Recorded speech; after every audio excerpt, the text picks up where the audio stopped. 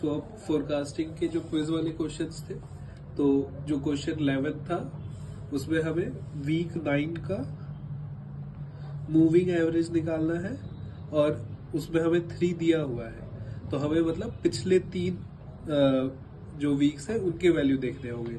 तो हमारे लिए वो हो गए वीक 6, 7 एंड 8। उसमें हमारे पास 81, 85 और 87 वैल्यूज है।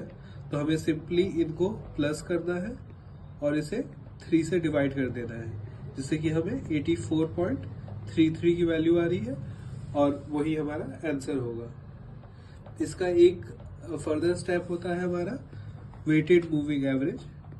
तो इसमें भी हमें सिंपली इन्हीं वैल्यूज को लेना है, but instead of adding them and dividing by the total number of observation, हम इसे जो इन्हें वेटेज दिया गया है उससे वो मल्टीप्लाई करेंगे।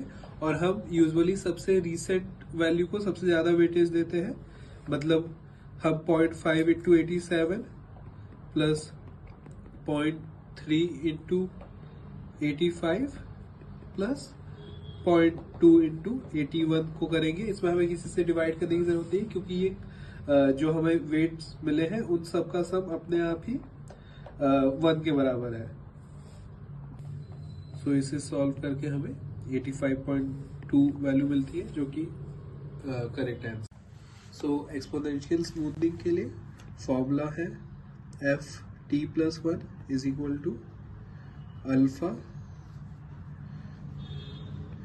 dt plus 1 minus alpha ft।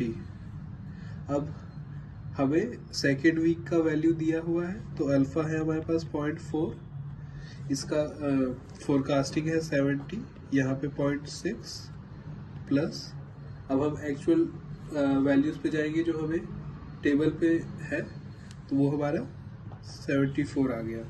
तो इससे हमें f3 मिलेगा।